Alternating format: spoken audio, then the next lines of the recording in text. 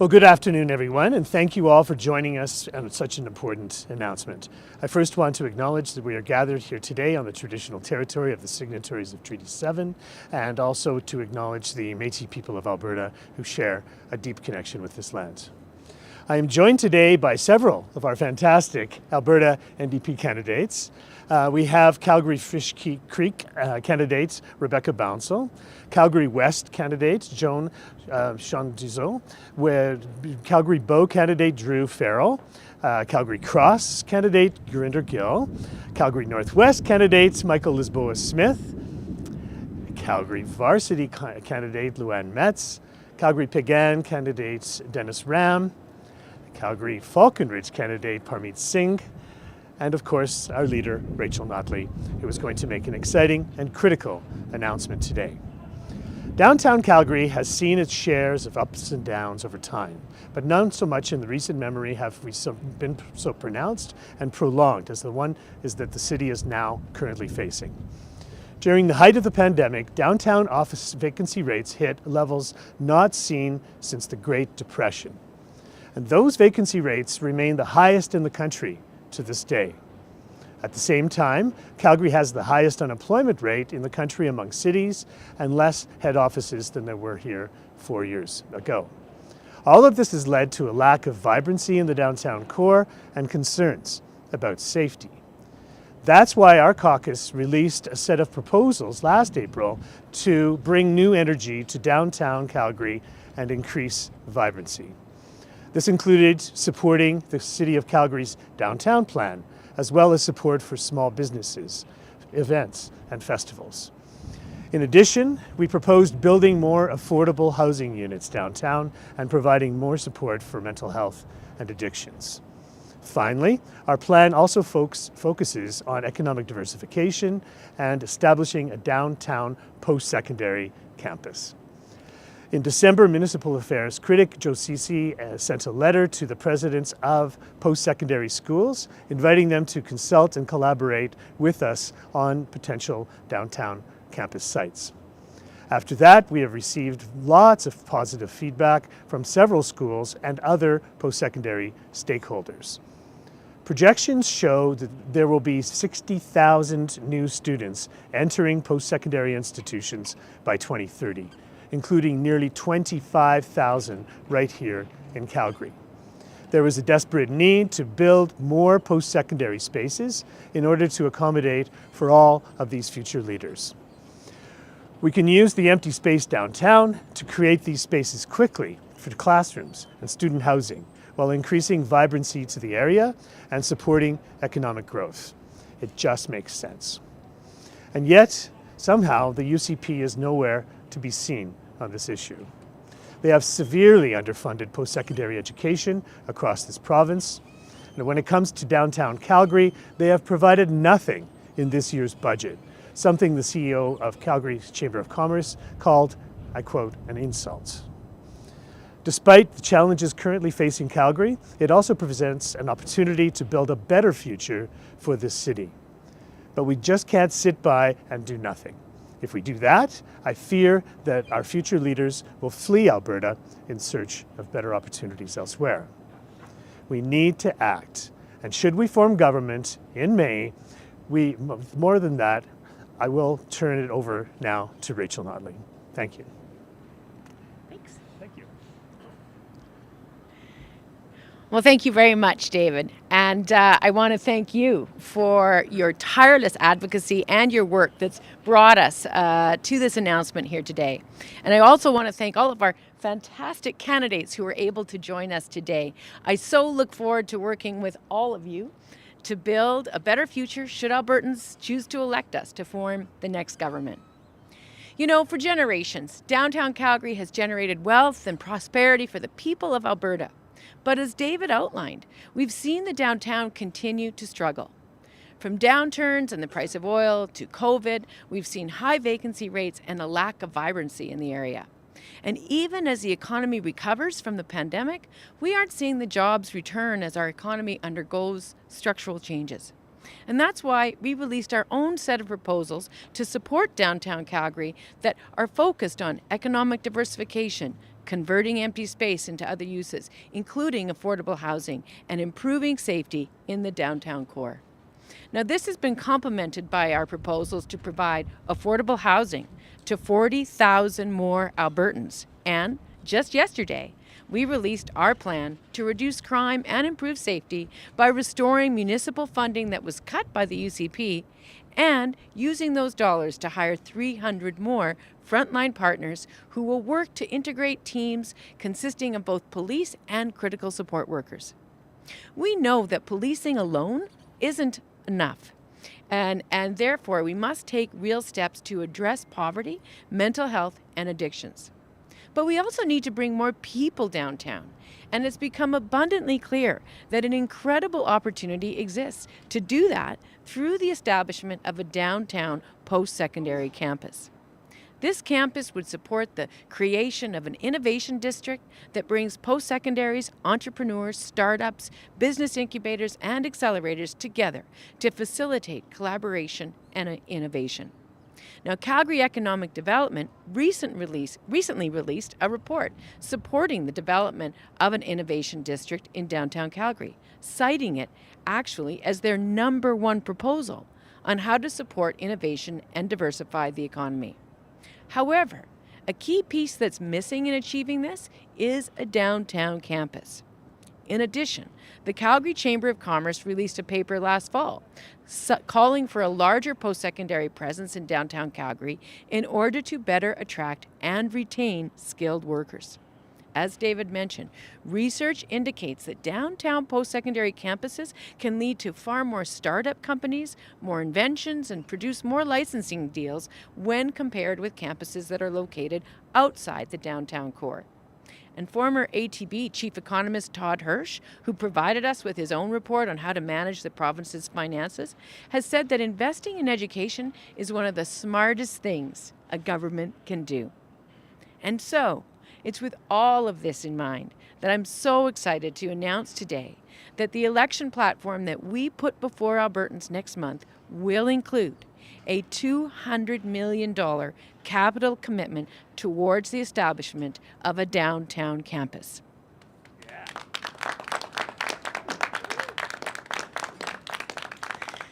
So, I'm so excited about all this. If elected, we will get to work right away on this project. And as David said, we've been consulting quietly with partners on the potential for this project, but should we form government, we will immediately request detailed proposals from the institutions.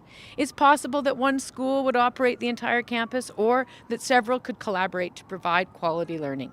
We really are an open book on this concept, but we want to demonstrate that we are very, very serious about moving this project forward. We see the value. We see the potential for collaborating with major companies and businesses operating right here in the core. And we also see the need for more post-secondary spaces, and we see the need for more people in the downtown core.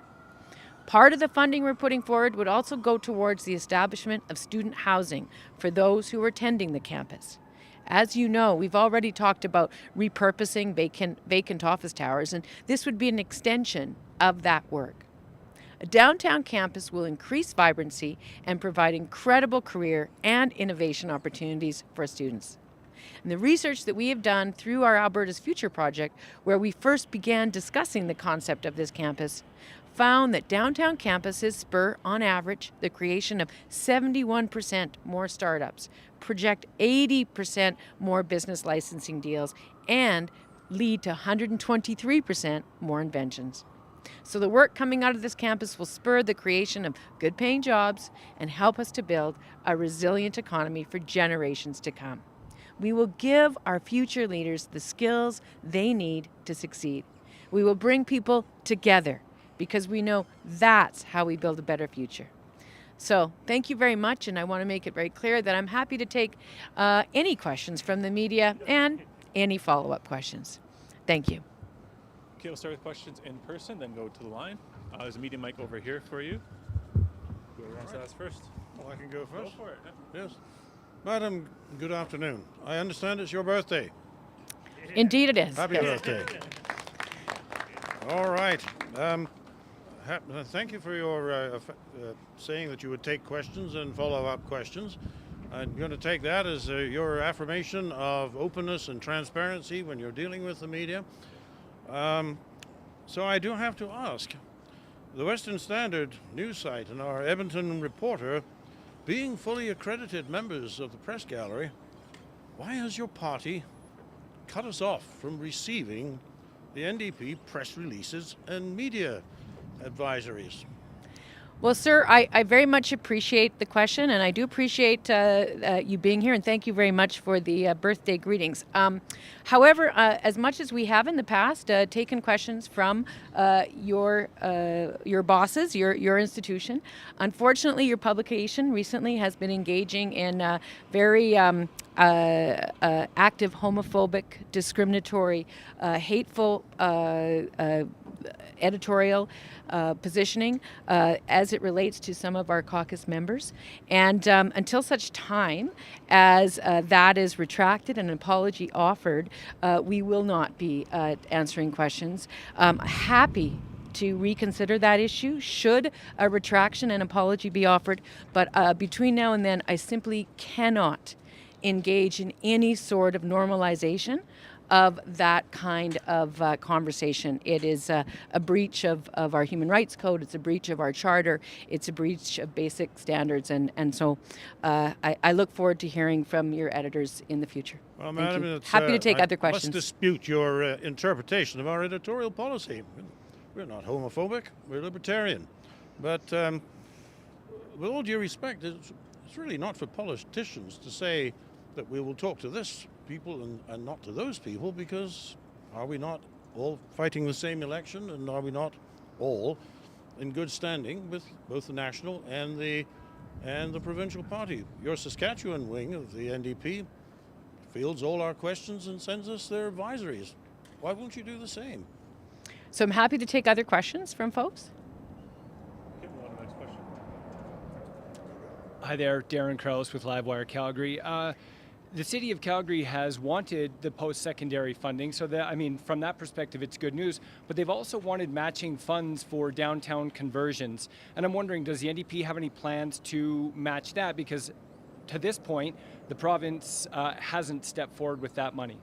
Well, that's a really good question. And so it was roughly a year ago that our caucus put out a paper on downtown revitalization. And within that paper, we actually did commit to match the provincial funding, the city funding with respect to office conversions. So we've already made that commitment, and we stick to it. And today's announcement would be in addition to that.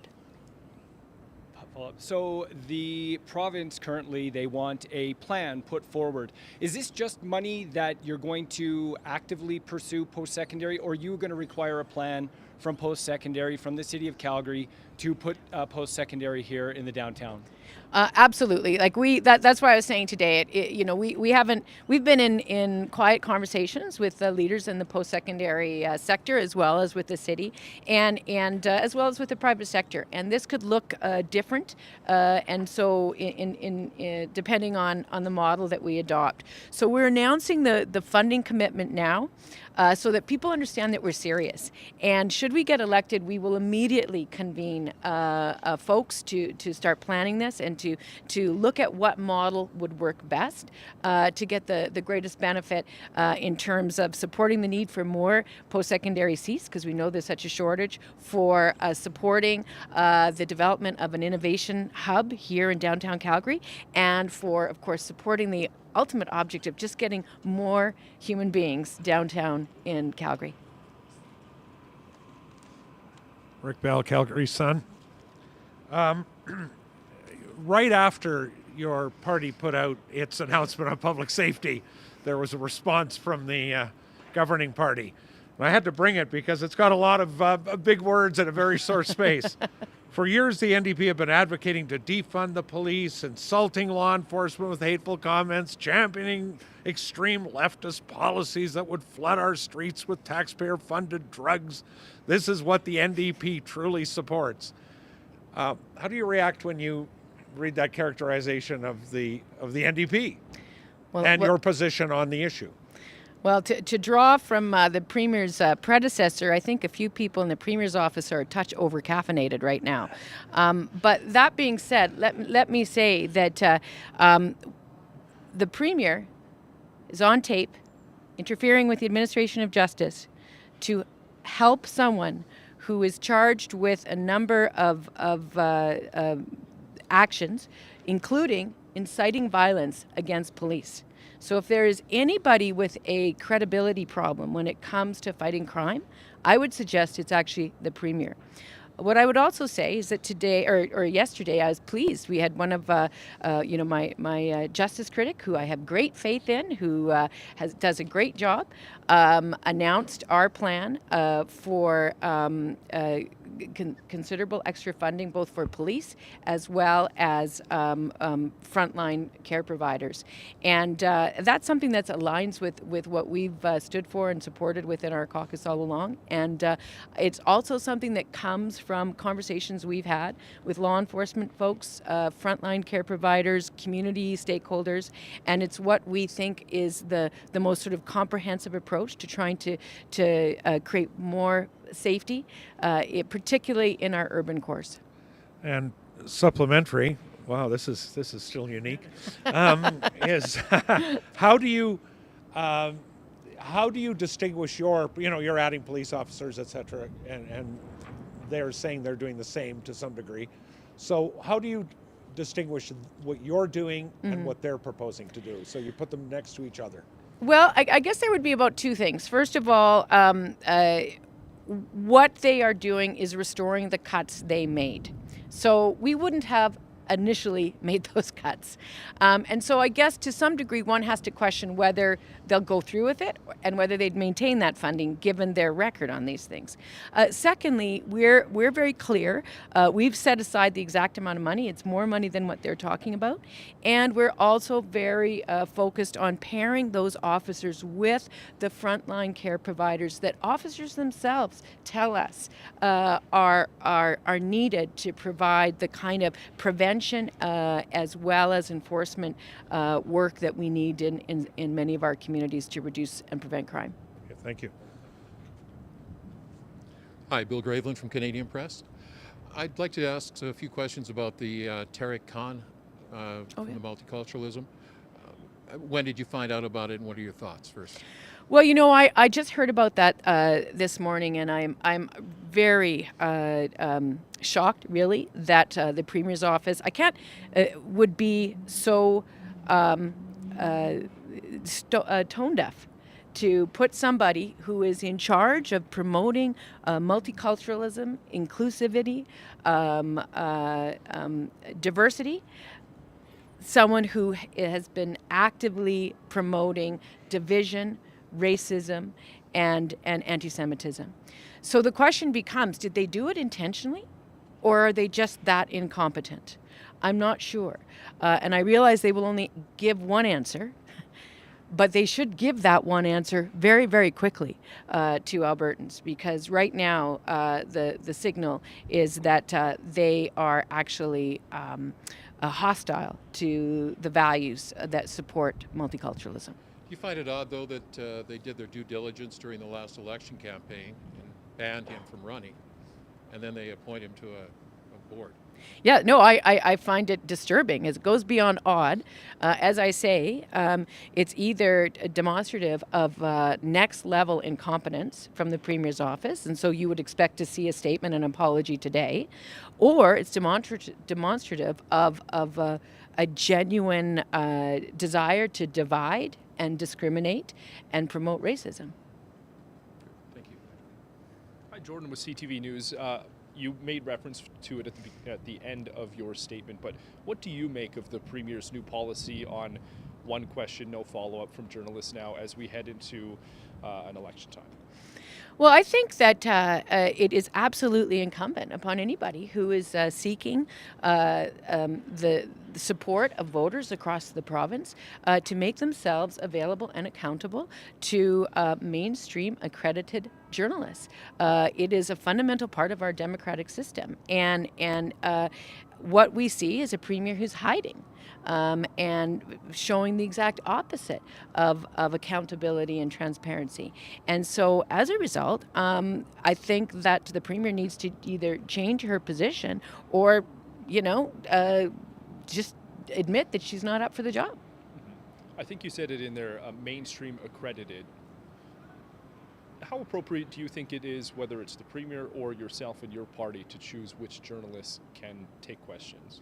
Well, as I've said before, and I said earlier today, there's a broad range of folks within the media. And of course, the media, different publications, different institutions will have different approaches to things. But we have a human rights code in Alberta. We have the Canadian Charter of Rights and Freedoms. And I will not ever do anything to give credence to an organization that is attempting to present itself as an objective institution of our society that actively engages in hateful, discriminatory, homophobic behavior. And so I am happy to have the publication in question here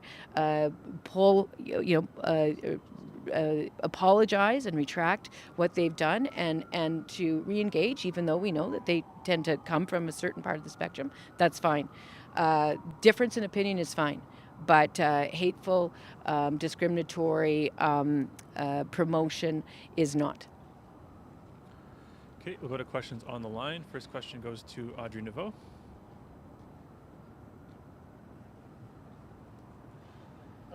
Behind me.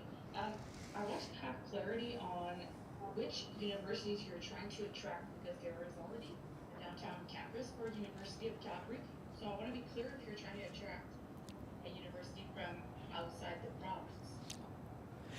No, thank you. Audrey, we haven't decided on a particular university. We're not at that point yet. What we are doing is delivering the message that we have considerable. Oh, I'm sorry. Are you still asking a question? No, sorry. Sound behind me. Okay, sorry. My apologies.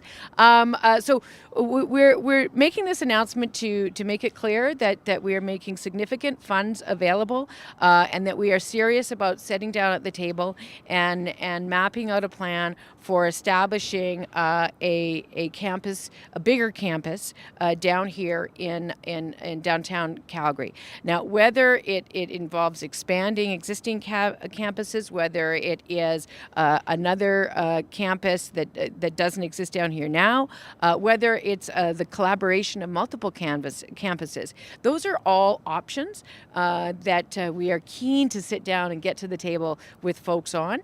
But just the key to this announcement is that we are putting real dollars behind it. Folks can count on it, and that way we want to get post-secondaries to the table. But we haven't, made any specific selections yet. We just know that there is interest from a range of campuses. But we're definitely focused on Alberta campuses as well. Was there a follow-up, Audrey? Yes. And did you have specific conversations with universities outside of the province? No, we have not. We've not reached out to any universities outside of the province. Okay, next question goes to Josh Aldrich. Good afternoon. Thank you for taking that question. How did you guys arrive at $200 million for this project? It's very light on details at this point. Kind of funding as opposed to an actual plan. How did you guys arrive at $200 million? It's a very good question. So basically, we've looked at a few other projects. So Concordia in Edmonton just created a new center, and they had theirs was estimated at around $50 million. Grant McEwen just announced that they would be doing a very ambitious expansion to their campus downtown in Edmonton for the School of Business, and that's around $190 million. We basically rolled this out to basically be clear. We're still looking at other partners. We, of course, would be in some ways potentially leveraging backfilling some of the existing vacant office space that is in downtown Calgary right now. So we think that that's a realistic amount to attract partners to the table. Yes, it might change a bit, but it is a commitment, again, so that folks understand there's room in the budget for us to have some ambitious and solution and outcome-focused conversations very quickly. Is there a follow-up, Josh? Yeah, if you guys do form government at the end of May, what kind of timeline would we be looking at on this type of project? How quickly is it something that you guys would be able to move on? Would we be talking the following year, or are we talking 2, 3, 4, 5 years down the road, especially considering we're not even sure which universities or university So, as you know, the City of Calgary has already put money aside, and they're interested in being partners on this. And of course, we might as well also be looking at some private sector, a role for the private sector.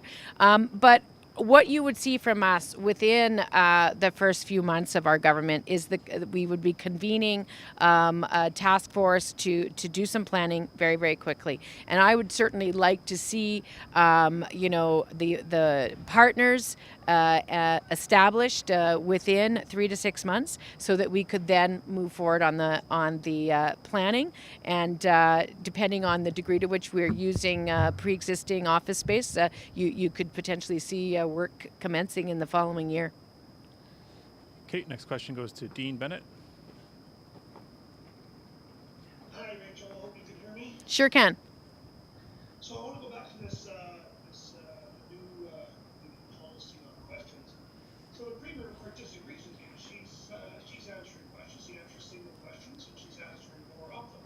So that is accountability as far as she's concerned. So my question to you is, how is not taking the follow-up question?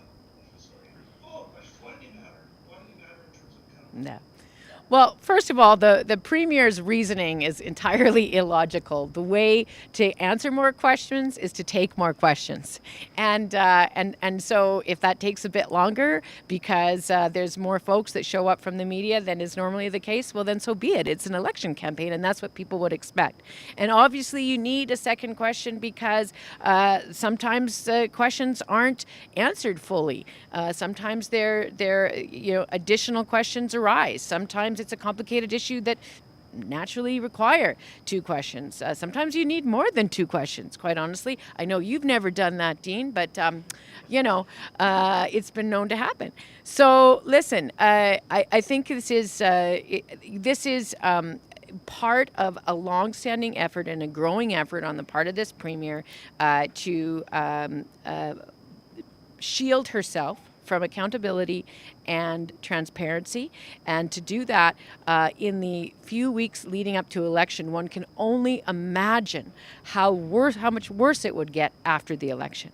So Albertans who are looking for transparency, accountability, honesty in government need to ask themselves if Danielle Smith is up for that job. Is there a follow-up, Dean? Yeah, so on that, so we know it's going to be one question, one reporter, and we know that it only applies now to the Premier, not to anybody else. We know it only applies while she's seeking votes over the next 6 weeks. What we don't know is that we've also announced that it's one question per media outlet for a news conference. The office is yet to confirm for any of us how they're defining outlet, whether it's post media, subgroups, the CBC radio, French CBC. We just don't know. So what do you think about the fact that not only are they limiting questions from individual reporters, they're going to limit questions from outlets and not define how they're defining outlets? Listen, I think this is just part of a larger picture that's being painted, which is that the Premier and those around her are playing a lot of games in order to shield her from straight up questioning, straight up transparency, straight up accountability from the mainstream accredited media. And so if you have nothing to hide, you should have nothing to fear. But this is a Premier who has essentially revealed more and more stuff that the people around her would have preferred she'd hidden every time she gets in front of a mic. So the reality is that Albertans deserve a Premier who is confident enough in her record, in her plan, in her capacity to answer questions for mainstream media, and through that to be held accountable to the citizens of the province. Okay, next question goes to Jason Herring. Hey there, just wondering if there's any NDP response to the UCB's announcement earlier this morning from Alberta Education on some recommendations from the Career Education Task Force, broadly trying to put a greater vocational focus in grades 7 to 12 education. Well, I think that. Oopsie, there's a bit of a. Sorry, do you want to unmute there? Is that us? We're good. We're good. We're good? Sorry. Okay, sorry. I think that it's a bit ironic that we're claiming to be more concerned about the vocational opportunities of students coming out of our K-12 system at the same time that we are imposing a curriculum on them that appears to be designed to take the quality of education our young people receive back about 50 to 75 years. So we will have a lot to say on education going forward. Obviously, in certain cases, the opportunity for vocational training, career training, those kinds of things, co-ops, all that kind of stuff, those are good ideas. But, you know, this is in the context of a government that has made gargantuan cuts to our K-12 system, that has undermined the learning capacity of students throughout that system, that has let go of thousands and thousands of folks who provide education within that system, and which has force-fed a backwards curriculum onto the system that every single solitary educational expert has rejected as being bad for the educational outcomes for Albertan students. So there you go. There's my comments. Was there a follow-up, Jason? No, I'm good, thanks. Okay. Oh, wow. Did I answer you out of your follow-up? And that's all for today. All right. Thank you very much.